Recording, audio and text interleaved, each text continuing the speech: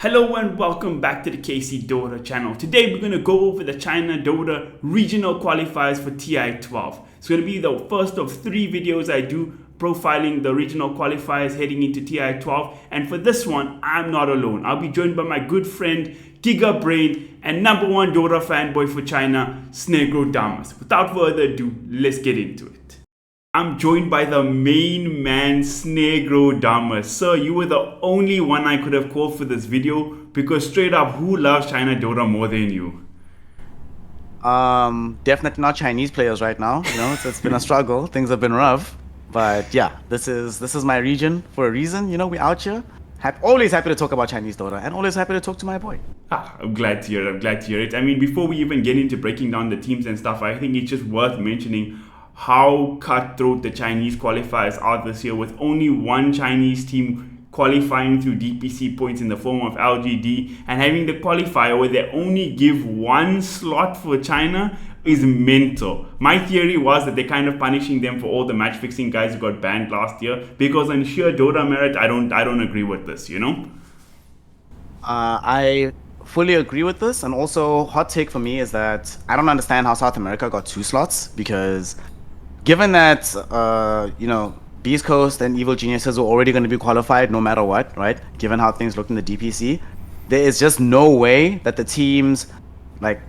2 teams in South America that are going to be able to reliably match at least one other team in China, let alone 2. Yes. So it is wild to me. I mean, for years in China, right? From the Chinese region at TI, once you actually reach the international, there was a significant portion of time where usually the top 6, but at least the top 8 would be heavily populated by Chinese teams. Yeah. And that's sort of dropped off in the last couple of years. But is the drop off so significant to reduce the amount of Chinese teams to basically 2 overall, and to increase South America to 4? Nah, not yet. It's definitely a region in the decline, but this kind of is a wild decision to me. Well, if you look at historical data, they should have never done that. But also, I guess it's kind of a transition period. A lot of players got banned, a lot of the old guys retiring, new blood still coming in. But I feel like the 1-year turnaround from last year to this year has already shown great improvement. Shout out to Surveil for saving the region at JK. But yeah, let's head into it straight up. Let's start with the list. So basically, what I'm trying to do here is rank which teams we're going to qualify, which guys you think could contend with the best teams, and who's the teams that after the first round we don't want to hear from ever again. Give us your first pick here. Which team would you like to start with, Sean? Right off the bat, let's hit Limit Gaming with that. Who the F are these guys? Put them off the list. Don't even worry about them. Not that Supernova, the other one. Limit Gaming. Yeah, I'm blind. Limit Gaming, yeah. And then these are obviously those are just black logos. Everybody knows when I do tier list videos, I never find the white logos. The black logos just stay there for the beginning portion. Oh, my boy always on that lazy tip. Anybody who's seen anything from Limit Gaming, yeah, you're not gonna worry about any of these names ever again. It's all good. All right, next team. Next team who are we writing straight off of this list? Who else we writing straight off the list? Let us get rid of Team Dissolution. Get them out of here. Get them done. As much as they have one of the coolest names for one of their players, they have 2 really cool names. Small KK is a cool name, and Lanfer. Fluke was telling me how to pronounce this name, like Lanfer Sele Astres or something like this. And they have Aaron, who used to go by Aaron Jaeger, Ranfu Dao, really cool names, but the Dota does not live up, so can get them right out of here. You feel a bit disillusioned watching them.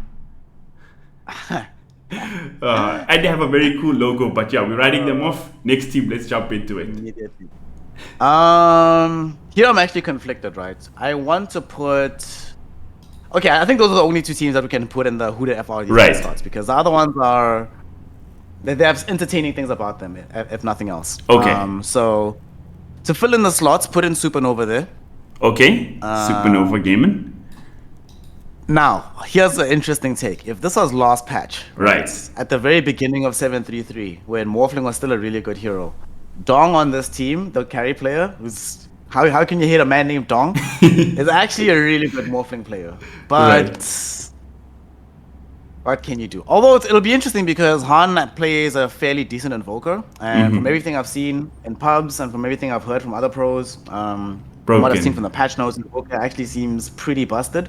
so they could maybe do something there. But for the most part, yeah, they're just filling slots, fam. They're just, they're just gonna be here to make other people look good. So where we're sitting on Aster Aries, they actually own some DPC points, shockingly. The thing with Aster Aries, right?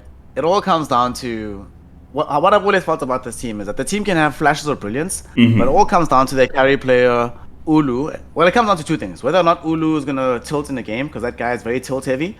And Right. I remember, I think it was the second tour of DPC. Me and like a couple of the other talent literally had a bet going, right? Of being like, when is Aster Aries gonna lose? When is Ulu gonna type GG? Because he's always the first one out the bat. They take a bad fight, he's just like, I'm done. Even if the game seems salvageable, he'd be like, I can't do this no more. I'm out. It's funny to think back, like, that China is now the region that tilts with the GG the most. Like, before, they were the guys who literally play till the throw drops. Now, you just check paparazzi tilted off the die twice in a row. He doesn't just GG out of the game, he GG's out of Dota. He's retired, boy. Bruh, it's been painful. The composure in China has just not been there lately. Nope. This team is also interesting because they have Red Panda, who I think has always been the draft that he puts together and the kind of heroes that he plays is fairly unique set. So he was the one that was the first person out the gate playing this like 5-position Brewmasters, doing weird things like 5-position Brood I saw once from him. That's crazy. Very weird and interesting player, but for the most part, it hasn't necessarily been working out for them. And also, they took back XWI from the main team Aster. And so Aster Aries actually feel bad for this team, right? Because you remember White Album when he was on Team Aster? Yeah. And Team Aster would always do really well in China and then go and flop on the main stage internationally. And one of the main critiques was always they don't have a good mid player in the lane, right? Like, just White Album wasn't it. And then they replaced him with. Eventually, they kicked him down to Aster Aries. He first came from Aster Aries, comes up to the main team. They kick him back down. Then they get XWI into the squad, and they kick him back down as well. So it's like, basically, if you're a mid laner for Aster Aries, you know that the rest of the region thinks you kind of trash. they don't think you're that hot. So they're filling slots. Filling slots, man.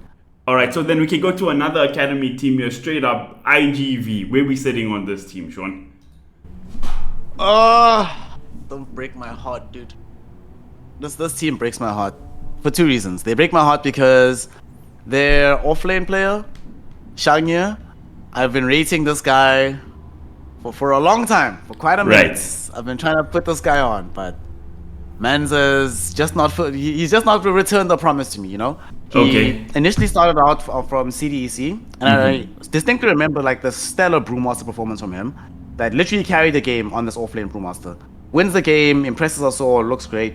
Impressed us all enough to get the call up to PSG LGD, right? They initially had to replace Faith Beyond. Very big shoes to fill. He gets there, immediately has no impact, immediately is trash. Had literally 2 heroes that he could play at a high level. Gets kicked from the team, goes to IG, and in the league, right, they actually looked really solid. They looked pretty fresh. They looked legit. Then they qualify for Bali, surprising everyone, beating out some teams that they should have lost against. But then they get to Bali, and oh my god, like it wasn't pretty. I was observing quite a few of the IG games, and it's just like, I'm coming from the C region, Sean. I'm used to teams playing a bit behind the mirror, throwing a couple of games in mistakes you weren't used to, and it was good. It was a C major because they fit in quite well there. But even that, you never had. Yeah, it wasn't pretty. It wasn't pretty, and they should have been good. They should have been good because I was watching the China games where it's like, yo, this team is hot. Like, I had faith, but it didn't work out in practice. Yeah, so he gets kicked from the team. It's actually funny. He caused like a little shuffle because PSG LGD, they got him initially. He got kicked. They brought in Zeal, who also eventually got kicked. And then obviously now BAB New is playing for them. And then Zeal now got brought into the IG proper team. So it's like, alright, man. But I think IGV is also filling slots, man. Like, I want to believe in the squad, right? I really want to. Because I rate that guy a lot. But it's a big What can you do? What can you do? So the number one team that won in the Division 2 was this Holy Grail team. Where are we sitting on them?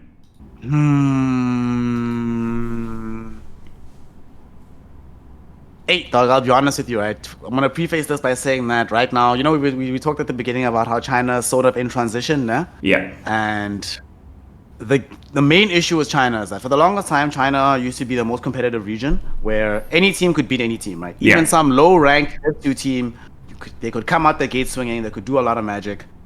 I'll be honest, right now the gap between the good teams is really, really big between them and even like the mediocre teams. So you see that air maybe slot you have there, nah? Yeah. There's only gonna be like 1 or 2 teams there, man. And sadly, Holy Grail ain't them. Team Zero, they're the second place finishers in Div 2 as well. I'm guessing we're sitting in a similar position on them. Put them at the top of filling the slots because they're the only other team that's like maybe this Team Zero team maybe. Okay. Only if it requires other teams to be kind of trash. I mean, they have a lot of legends on the squad, right? They've got Ice TI winner with Faith Beyond back at Wings Gaming. In fact, one of the last TI winners, and of everybody playing in this particular, no, actually, of every Chinese pro that's still active in the game, right? Right. He's the only one that's going to be playing Dota right now that has won a TI in recent memory, which is kind of obscene to think about. So yeah. Actually, put them up in A maybe. Also, with the return of CTY, you know, for sure. 6-minute god himself is out here. What can we say? Also, I do think that I think the mid lane is going to change a little bit. There's going to be a lot of spellcasters, but I think we might see the rise of a bit more initiating mid laners again. Yeah. And I think 7E plays that role generally quite well. His hero pool is a little bit limited in that regard, but the heroes he does play and he can play from that position are pretty good. So let's put they'll be the first MAB team. Yeah. All right, that's nice. I think that let's just cross out these last two Div 2 teams. Team Bright. Nah, dog, put them underneath, bro. Oh shit. Listen, okay. I've not rated Irving for a very long time as a player.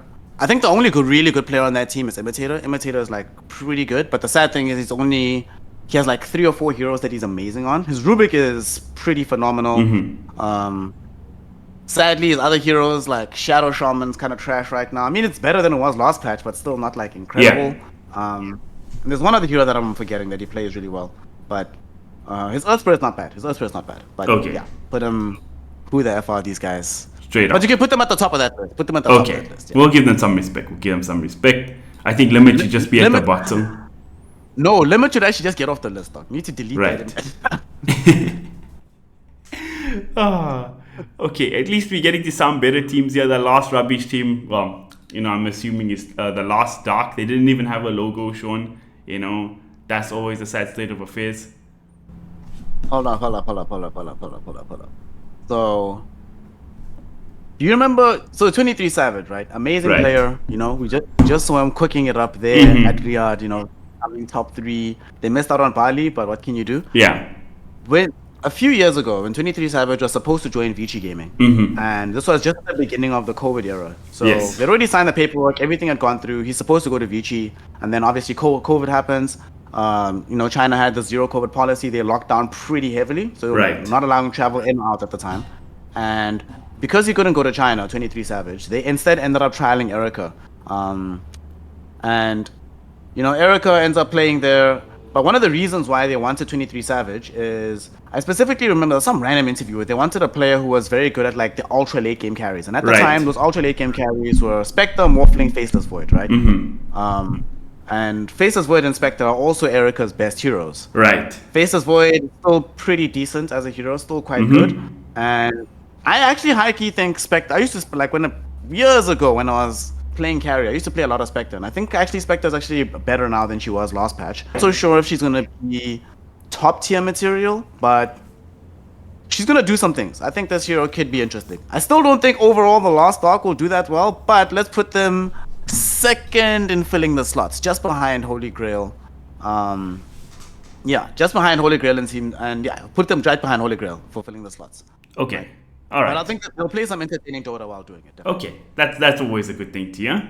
I believe I missed out one team on the list. Team Big Brain, their logo did not make it, yeah? Are they noteworthy enough for me to really get effed in the Twitch chat, or do we not care? Listen, it's very entertaining to watch the God King, right? Okay, that's always love fair. him or hate him, that guy plays very entertaining Dota, so we'll add them in for filling the slots as well. Okay. Right above right underneath IG Vitality, I think, but above Supernova. I think that's Okay. probably a fair play. All right, all right. That's fair. That's fair. Now we're starting to cook, Sean. We got the last four teams here, the best teams in China, or in the qualifier at least. Let's start off. We spoke at IG, IGV. Let's talk about Invictus Gaming because, in my opinion, the squad, Zeal. I got to meet him at the CDPC. Nice guy, but in the one appearance he made as a sub, he didn't look great in the Magnus game. There was already that poor showing in Bali. Obviously, it's a new patch and things, but I'm not super high on them from the teams we have left here. Yeah, they're A maybe. They're above Team Zero. The Yeah. main thing for IG has always been, so starting in, I forget if it was two or three of the DPC, they started doing this intriguing thing with Dust and Emo, where you remember when Team Liquid were hot, the TI were Right. Team Liquid, right? And they would very often swap roles between Matumba Man and Miracle through the mid Yes. lane. Safe lane, just depending on the hero, depending on the strategy that they're running on that particular day.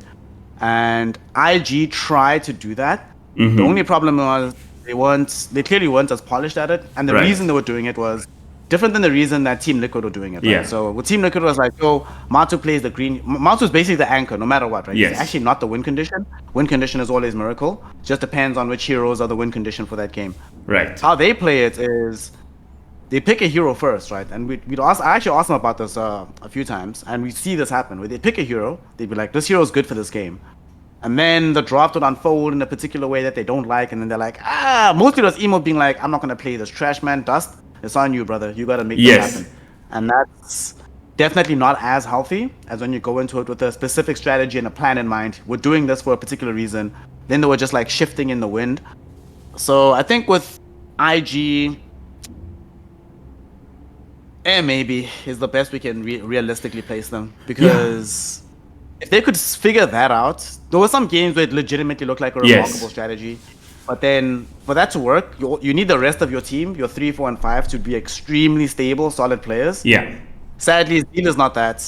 PYW is definitely, but QIQX is also a bit of a shaky player sometimes. Yeah. So, yeah, if the 3 and the 5 were a bit more solid, I could maybe move them up to contenders. But as it stands, maybe is the best they can do. Yeah, I think also the sad thing, not to talk about them too much on Victus, but like I feel like Emo, he does show those signs of brilliance where it's like, holy shit, this guy's the best player in the world for like one particular game.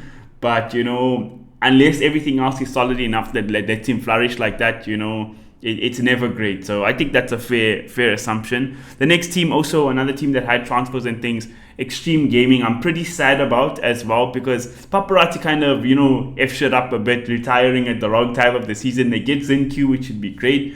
XM, the player who came to replace him, a player who has shown, promise and things in the past. I think the first time he really showed his face to the Western scene when he stood in for, the legendary RGD squad, and was like, oh man, this team is still pretty good, even with this guy there where he's dominating. But in recent times, he hasn't really made his mark, and Extreme, although they dominated the play-ins at Riyadh in the main stage, they were okay. They weren't great, they weren't bad, but again, that was worth Paparazzi. They have to integrate a whole new player here. So what are you thinking there, Sean? What I'm thinking about, also just want to remind everybody that the thing you were talking about Emo's flashes of brilliance, 2021, 2 years ago, right? This man won a major in dominant fashion. Yes. And came top 4 at TI. So he's a big game player. He is a big game player as well. So when teams are busy, nervous and stuff in the Chinese qualifiers, I wouldn't be surprised to see IG do something ridiculous. Straight up. Yeah. Extreme Gaming, though, is our first team that we put into the contender category. Right. I know people... Losing Paparazzi is a big deal, right? There's no papering over that. But there was a long period of time where XM was rank 1 in the Chinese leaderboards. And by a long period of time, I mean for like 8-9 months. Right. And this was at the time where China was really, really good, right? When Paparazzi was operating at a high level. Obviously, NTS was playing in the region. Somnus was still in the game. It was a very high-skilled region at the time, right? To be fair, a lot of this was on early versions of Wait Spirit, and that hero is definitely not as good as it is anymore. Like, it's actually kind of the worst of the spirits, definitely by quite some margin. And I don't think he's shown some predilection to choking in a way that Paparazzi doesn't always. But also Paparazzi wasn't as solid in the last year or so as he was for quite a while, right?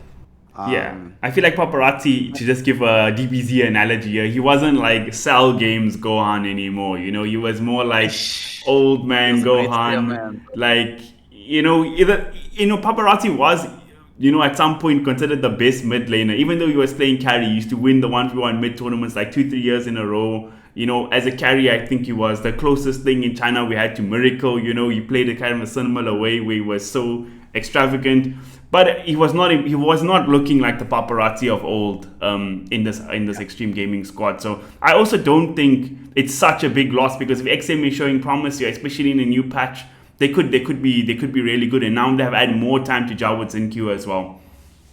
I think the point you make about Shin-Q spending more time with the team is also a very good one, because not only does he have more time to develop with DUI, because he was playing on that previous LGD team for a very, very, very long time, right? So obviously him and the entire squad develop a particular chemistry, him laning with Faith Beyond the entire time, him having interplay with Innocence. Not only did he have to adapt to a new roster in Extreme, but he was in retirement for a while, right? And yes. He actually took retirement seriously. It wasn't like a Chinese retirement, only out for a couple months. He chilled. He wasn't playing anything. So the fact that he was actually as good as he was at Riyadh was kind of amazing. And a testament to how good this guy is. And you could also see, it was actually very funny to me that like the performances of Extreme Gaming over the course of the tournament went down, or plateaued or went down, but Shin-Q's went up, right? The entire time it was just getting better and better and better. So definitely they're the first contender team. I also think that despite not having the biggest clutch in the world, I think that Ghost is an underrated player. Yeah. He's not a clutch player, unfortunately. So that's where XM and JT are going to have to step up in order to help them win games. But Ghost, when he looks good, can look really, really good. He just can't do it consistently, unfortunately. But definitely a contender. So this last part, as we get to the end of this video, really frustrates me, because I think these two teams should be teams that are both at TI. Like, they shouldn't be one or the other. And even if one of them doesn't qualify, right, the IG or the Extreme that steps up to beat them, again, deserves to be at TI. Again, that Riyadh Masters performance, XG, they didn't qualify to the main event, right, in after groups, but they had some good games in groups. The teams they lost to was really good teams as well. There is promise there. There is skill in the region, but unfortunately, Sean, only one of these two teams can go. Azure Ray or Aster, our top two teams of the region. Which one are we picking? Let's talk about the strengths first, and of each, and then maybe we can decide which one is going. All right. So Team Aster. Let's start with Azure Ray, because people obviously will still remember Aster from Riyadh Masters. Azure Ray had a phenomenal time at the Body Major, and in fact, had that team been together a little bit longer, I think we would have seen them get better than the top 8 results. And in fact, I think if they don't end up playing LGD, that's probably like the worst matchup left in the tournament. I think they probably would have gone further. Like a top 6 would not have been out of the question. Similar to the Shin-Q situation, Somnus was retired, Chalice wasn't playing, FY had just come from an extremely disappointing stint at Vici Gaming, where he looked awful at Vici, like terrible. Right. And then he comes to Azura, and there were some games where you're just like, what is happening? This man is just putting the team on his back right now. Like, it was peak FY kind of performances, right? Yeah. And Tianming is one of these players that's also been underrated for a very long time, Like, the guy has the chops. He knows exactly what's up, right? And I think another thing about Azure Ray is similar to what we were talking about with Extreme Gaming, where they have this player that has an extremely high ceiling, he just can't consistently get there. Lu games in their hearts, nah? I remember when I first saw Lu, when he was playing for the smaller version of Extreme Gaming, YBB Gaming, like 2 DPC tours ago in Div 2. And there were games where he was like hard solo carrying the entire team. The team didn't end up doing well, but there's a reason why immediately afterwards, right? And I do literally mean immediately after the DPC season ended of that season 2. Extreme Gaming proper comes to him and they're like, yo, bro, pull up. You're coming to the big leagues now. You gotta play some high level Dota. In retrospect, the call up was probably too soon. I think it's happened a few times within the Chinese history where a really promising player gets a call up before he's like ready to fully handle it. And what that means, handle all the pressure. Because Chinese fans, it's insane. They don't play Dota. It's actually insane. It's kind of wild. I think his trajectory of his career could have taken a similar route to. Do you remember a guy called Rabbit, Shao Tucci, from back in the day? LG from Rabbit. from LGD. No, he played for Newbie for a while, around TI5 time. TI4, TI5, somewhere around. No, just after TI4. Because he ended up replacing How on the team after Right. How left Newbie. Yeah. And that call up was way too soon. Right. And I remember actually at TI4, there was an interview around TI4 time. I'm not sure if it was at the tournament, but there was an interview that they did with Puppy. And Puppy was asked, who does he think are like very promising players? And he was Yeah. like, yo, check out this Rabbit guy. Like, Shao Tutu Right. is actually pretty good. But he got called up too soon. The pressure got too much. Wasn't allowed to be able to develop, play at his full peak. I think the kind of players that are going to be good for that kind of person is a team where they went into this, right? So Right. Chalice and FY, the quote unquote maggot boys, they went into it very specifically being like, guys, we're trying to play with zero pressure, no expectations, right? We're not even going to take salaries. Right. Bro, the Extreme Gaming CEO came to them, nah? And it's like, guys, what do y'all need? I can get you all a team house, I can get you salaries. And they're like, nah, dog. That makes us seem like a real team. We're not a real team. We're having ourselves a good time. We're enjoying life. We're doing our thing. And I think that'll really benefit a player like Lou, who's definitely and very clearly had like issues with dealing with pressure and anxiety. Yes. So I think there's a lot of positives about Azure Array. And honestly, it might also be good for them to not have been at Riyadh, because then it's one less thing to have to worry about, right? Oh shit, boys, we went to Riyadh, we didn't perform that well. We've got this and this and this and this and this problems. Now it's like, guys, we got top 8 at Bali, we went at Riyadh, whatever, who really cares, right? Yeah, and I think 3 of them don't care because they got co-op, right? Yeah, I think for the other guys, not the old LGD core. Again, it's a zero pressure environment, because if this team fails, who's going to be blamed? Somnus, FY, Chalice, right? They're the big names, they whatever. Lou did show that promise. He had a couple of good games where he carried and stuff. And I think maybe not being at Riyadh, like you say, is a good thing, because I think, a person who both you and I are one of our idols in Dota, and for a long time was the best or one of the best mid laners in the world, and maybe he was looking kind of like an old man. He didn't have those games where he stomps the mid lane, carries or whatever. Not to say he was poor at the tournament, but by the standard he set, it was a bit lower. And obviously he's been retired, living his best life. It makes sense. So having time to adjust, having a fresh new patch where you're super motivated to play lots of games, I think it's a less pressure for Azure Ray, and they could do some magic. Where the other team here, we have Aster, it's so much harder. You've been one of the best teams all year, like legitimately. Like I think over a consistent period, they've been better than LGD. Although LGD has had higher highs, they've had lower lows.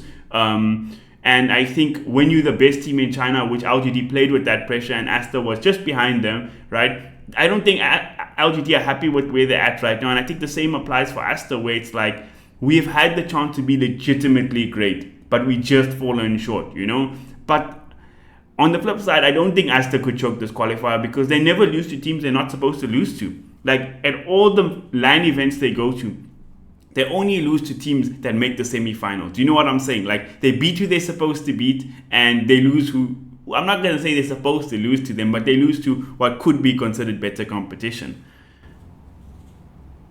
The problem with Team Aster, brother, is so throughout the year, unfortunately, they spend too much time with XWI, right? Who we already spoke about on Aster Aries. Right. And I think without him in the team, if they had Sumail from Jump, yes, the team would have been in a lot better place throughout the year. I think this might have been Monet, especially leveled the hell up this year. That man put Aster on his back game in, game out, because like XXX and Baboka, I mean, the partnership ended, right? The legendary duo, they were almost 8 years in the making, dog. Finally finished because of some internal issues between the two of them. What can you do? That partnership is over, and you could see it in the performances, like throughout the year. At the beginning, it was still okay, but especially to like in the middle of the year, towards like the third tour of DPC, you could really see a lot of the cracks showing that, something needed to change, and it needed to change very quickly. XWY wasn't doing it. You don't, as much as we can sit here and say that Pick You, Siamese Cat, who's also actually played really well this year, quite consistently, you don't expect your 5 position unless it's like Puppy or something. Or PPD or whatever. He's not the captain of the team. He's not going to be the one with that full leadership role carrying them to victory every time. They had changes with their coaches. Lanem for ROTK for Mad. Right. Like the only consistent thing has been Monet for them. Yes. But right now, I think what their success is gonna come down to where they are in terms of the Kaka buff, right? Mm-hmm. So whenever Kaka joins your team, you get an instant buff. Like the Right. team is just immediately better, like at least a tier above what it normally would operate at. Unfortunately, it's a buff that has a duration, and as soon as the buff duration is done, you get this great debuff, dog. Yo, the Kaka debuff is gonna knock you. You're not going to enjoy life for a while. It gets even worse once he leaves your team, but there's definitely a honeymoon period with this guy on the squad. So if they're still in that good honeymoon period, you know, they did get top 8 at Riyadh, and Riyadh was by far the most competitive tournament in terms of the Dota being Yes. played that we've seen all year. In fact, I would argue even in the last 2 years, like Yes. the standard was very, very high. Insane. At Riyadh.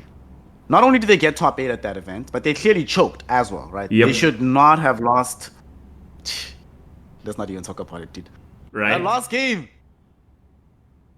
Even in Bali, I think who did they play? I think they played, was it Betboom? No, not Betboom. They played one of the top teams who made top 4, even second place. Maybe it was Liquid even. The game 3, they should have won game 3. XXS just didn't have a button, for R button on his Tidehunter. They just fought, like they went out of their way to fight badly. That's the only way I can explain it.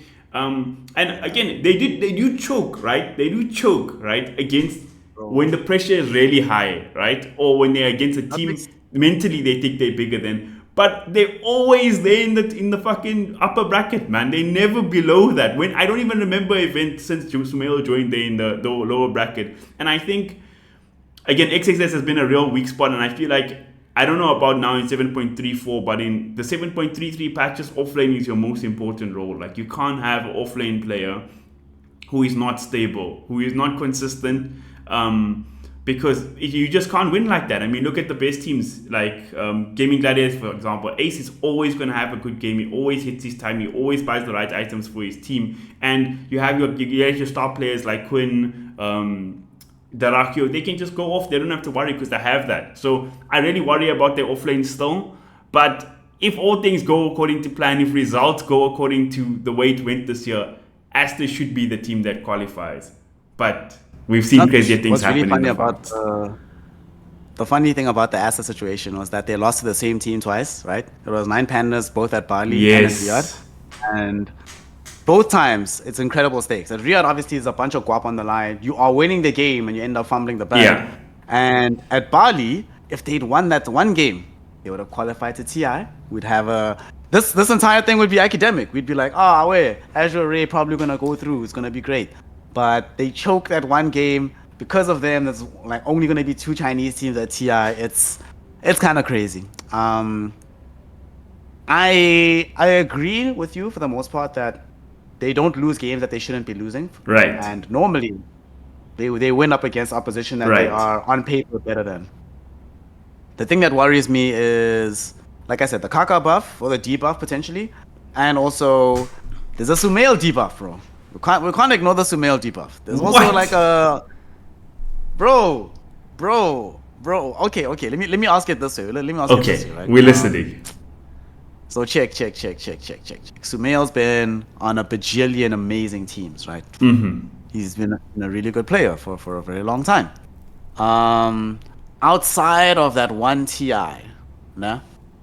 The 2021, yeah, when he was on OG. Outside of that particular TI, nah? When was the last time you saw a sustained period of success coming from a team that had Sumail on it? Because they always start really well. I could hear this. Firstly, right, in this team and in all those previous teams, Sumail is who he is. Every game he gives you a consistent performance, right? Whether that's good enough to win or not, that's what you get. And it's been that way the whole time with Aster. Sumail's not been the problem in this team, right? Listen. And in those EG teams, listen, they got back-to-back third place finishes at TI. The team they lost to in TI 8 was LGD. They got 2-0. They beat every other team except the best team at the fucking tournament. And they should have beat OG even. They should have been upper bracket finals straight up, right? So I don't know what you're saying. You're not making no sense right now. This is hating.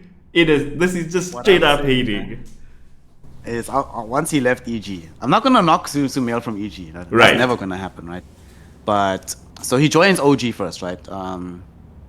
And at OG, What was it? There was something else in between. I'm forgetting a team before. Yeah, it was OG, and then afterwards was Nigma, right? So let me go back to Fair both. enough. But I'm saying before Enigma, right? My point is when he joined these teams, he looked amazing at the beginning, right? And they went on to post up really good results, right? I believe a top 8 finish for OG at TI. There was one other ESL tournament, I think, where they got like top 4 or something like this. There's a couple of other random events along the way where they were doing really well. But if you look at the result stack and the way that they play that Dota, nah, it was always massive highs at the beginning. I'm not saying it got bad, nah. But it's been I'm not consistent. saying It's it like got- half a year. We've had 6 months of this. Like That's what I I'm know saying. what you say. What if we're at that point? What if we're at that point now where the performances are starting to tail off? I mean, I don't know. okay, let me say this, right, before we get in on Sumail, because we could be here for an hour, right, knowing us two, right? I think Azure Ray is actually going to win. If I have to bet, right, they're going to win. Because, again, we get back to the China pressure. And right, one thing I will knock Sumail on, I don't think he's the type of guy who's going to take things not going his way well. His play is going to be great, but how are your teammates going to feel if you 10-0 in the mid lane and y'all are effing up, right? What's the communication going to be like from Sumail? The man says he learned Chinese in 2 months. I don't know how he fucking did it, but he's going to be cussing bitches out, like straight up, right? So I feel like Asta, like you say, when the stakes are highest is when they're at their throwiest. And Azure Ray, man, these old men, they ain't going to be choking shit. Like, they showed at Bali they beat teams that are way better than them. Why? Just because they had their clutch component, and obviously FY is a god. So I honestly think from a mentality point of view, Azure Ray is going to be the team we see get to TI. And that's what I say. I don't think it has to do with, Sumail's not going to come and perform, right? And also at those old teams, not to pigeonhole on it, he was playing carry at OG. OG's a weird team, firstly, that they play in a specific way. They have their own mentality or whatever. Sumail ain't no fucking sheep, Sean. And second is Team Nigma, which is, they've been so dysfunctional. They've had fucking, players retiring, in, out. They didn't know what they're doing, whatever. The only time they're good again in this last 2-year period is now when they had these 2 young bloods who was like, hey Kuro, we came here because we respect you, but please can we just play some like normal Dota? Here's what we have to say too. And it's starting to work, right? But those 2 situations were not good situations because obviously OG was going through a transitional period and Nigma was, they just Nigma. There's nothing else that needs to be said, That is fair enough. The one thing I'm not saying is that Sumail's performances have never been the issue with Sumail, right? Right. In the thing that Sumail's mentioned. It's basically the thing that you're mentioning about like how if things are going badly, how does Sumail himself take it and communicate with the rest of the team? It's like you're a basketball guy, right? Yes. How does Jordan react when he gets a bad pass from Scottie Pippen? No, it's never pretty. Right? It's never pretty. It's not a pretty. It's like he'll be like, yo, ref dog, please stop the game so I can tune this guy. Yeah. So he can know how trash he is right now. Kind of situation.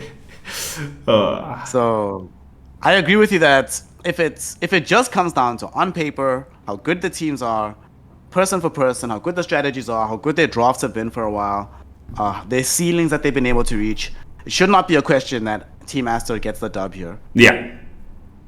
But unfortunately, that's not how competition works. So I think we're both in agreement that Azure Ray are the best positioned to qualify for TI.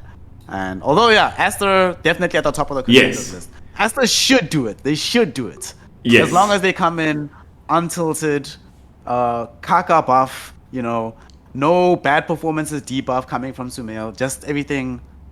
If everything's gelling, they shouldn't even be close if everything's gelling. But if it ain't, then it gets tough. All right. So this is our list. We've had a good debate here about these last 2 teams in particular. Any last thing you want to mention before we close up? Yeah. No, this looks like a pretty good list.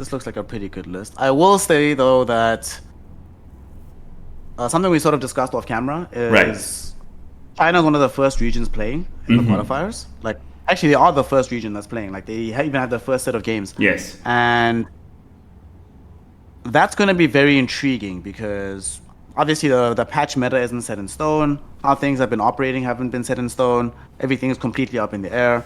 And I think teams like, in particular, Team Astor is actually going to be negatively affected by this in some way because they've had they've had a long year. They've been playing together for a long year at a decently high level. They've actually attended pretty much all of the events, I believe, this year. Right. So they've been able to curate and craft for themselves, especially at Bali and Riyadh, a very specific identity as to how they want to play as a team. And that's definitely going to be upset. Teams like, say, an Azure Array, well, Extreme Gaming to a lesser extent also has that same problem. Yeah. But there's going to be teams like Azure Array, maybe an IG as well, who don't have to worry about it that much. They need the help. IG were already in the mode of, guys, we're changing everything every single game anyway, so whatever. Yeah. Azure Array, there's a specific the big problem for Azure Array is going to be Lu, because Lu plays a very specific style of carry. Yeah. But if they can find heroes for him to make work, it'll be perfectly fine. Somnus, FY Chalice, those guys have not only been around the block, they've innovated metas themselves. Yeah. So that also probably gives them a slight edge and a buff coming into this. Although the brain trust is probably higher for Team Aster because they have Kaka and Mad on the same team, which is, pretty significant in that regard. But Azure Ray, dude, the stars are just aligning for Azure Ray, honestly. The more I just think about it. Yeah. Y'all are coming out the gate because also they don't have to worry about, there's no meta to play into. That's even less pressure on them. Guys, just go enjoy life. Also, should be noted, Earthshaker's got buffed for the third patch in a row, and FY already made it look good. And Earth Spirit is looking like one of the best heroes straight up in this patch. So those are the melee, initiating crowd control heroes that he's best at. I don't know, man. In FY we trust. In FY we trust. In FY we trust. I agree. All right. Thanks for your time, Snare. And let's see how we do in practice.